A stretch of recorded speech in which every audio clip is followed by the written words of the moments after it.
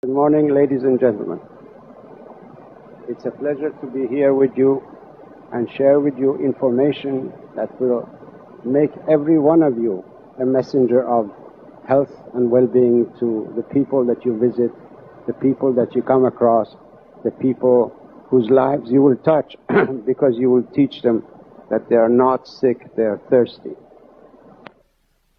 The greatest tragedy in medical history is the false assumption that dry mouth is a sign of dehydration of the body, the only sign of dehydration. This misconception entered into scientific research at the beginning of the century or towards the end of last century, and it's held on because it's advantageous to the pharmaceutical industry. The body, in order to be able to chew and swallow food, which is a primary function for our physiology, produces ample saliva, even though the rest of the body may be dehydrated. So this misconception that dry mouth is a sign of dehydration of the body has caused really unmeasurable tragedy in our society, has killed millions, hundreds of millions of people from ignorance. That's the foundation to our modern day medicine. At the end of 20th century, we don't know when the human body is thirsty because we've stuck to the idea that dry mouth is the only sign of dehydration. It was my fortunate luck and the happenstance that I discovered water has curative properties. Water relieves pain. The most severe pain that you can imagine, water can relieve when medication would not be able to do that. And this is on top of many years of medical practice. When I discovered this about 18, 19 years ago, and I've stuck to this information and researched it to the point that now, today, I'm an internationally recognized authority in my field, and I have produced a total shift of attention in basic instructions of medicine and have introduced the concept that it's water that regulates all functions of the body, not the solid matter that's in our body. Today, doctors give you this pill, that pill, thinking that they will find some sort of a solid composition that will turn the tide of events in the body and relieve pain and cure pain. Because up to now, we could not in the past cure any disease. We could only treat them.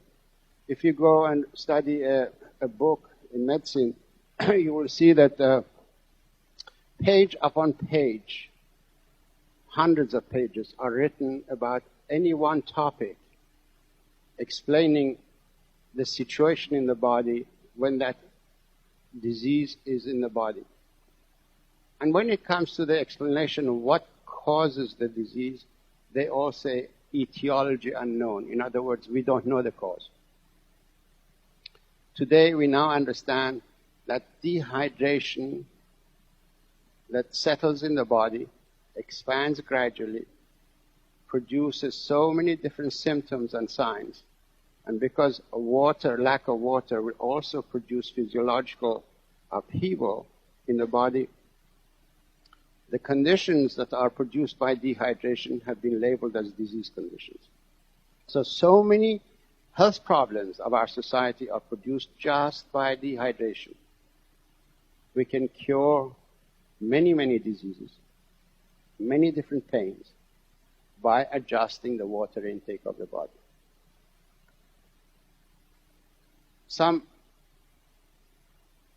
In 1979, as a result of my previous research and publication, I was invited to present at the third Interscience World Conference on Inflammation, a thesis that I have produced, and that histamine, all of you have heard of histamine. Have you heard of histamine? Raise your hands. You've used antihistamines? Raise your hands. Okay, histamine is the main neurotransmitter in the body that is in charge of water regulation and drought management. water is the only thing that turns off histamine production. So any disease condition that depends on histamine or antihistamine, water can cure. Almost 90% of the medications in the pharmaceutical industry's arsenal of products are either directly or indirectly very strong antihistamines. So when you find painkillers, they're antihistamines. When you find anti-allergy conditions, they're antihistamines. And this is the presentation I made at the World Conference, saying that histamine, the main function of histamine in the body is water regulation. And we should not treat conditions of histamine excess activity with medications or pharmaceutical products. We should only treat them with water. Because when you suppress the signals of dehydration in a body, you don't alter the dehydration. The damage of dehydration will continue. And that's why so many different disease conditions occur throughout the lives of people who are not drinking water, but drinking alternative fluids which don't substitute water in the body. Caffeinated beverages, alcoholic beverages, sodas containing artificial sweeteners, excess fruit juices, they do not substitute water. We need water for the body, and that is what the design of the human body is all about. From water, dependent on water, survives on water, and you cannot replace water with anything.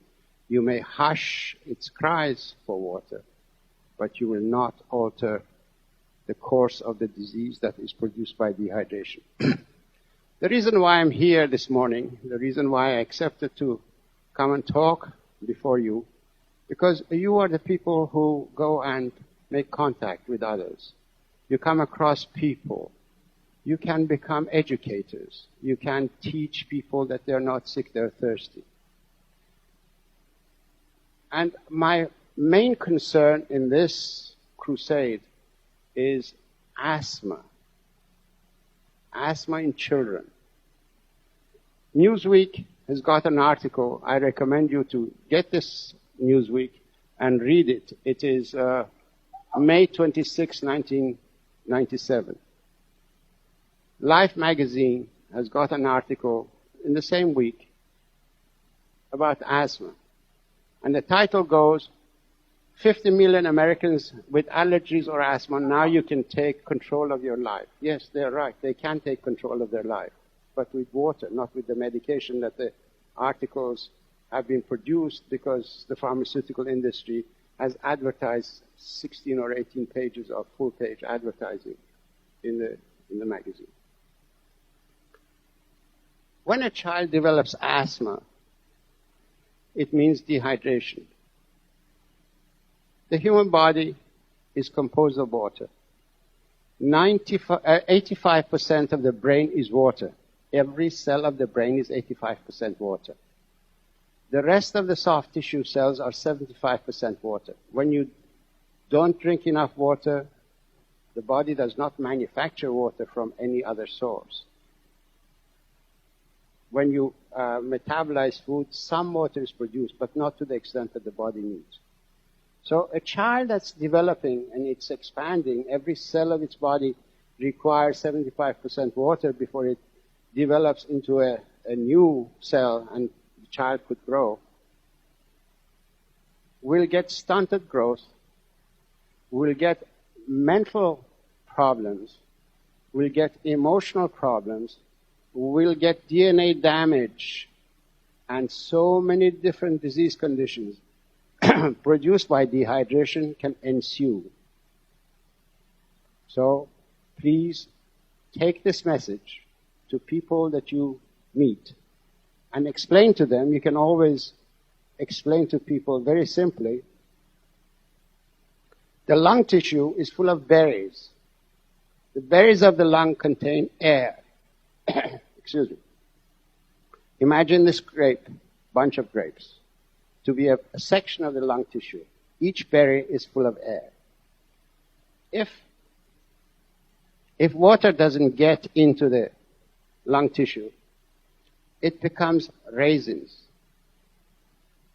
You see, the body cannot afford that.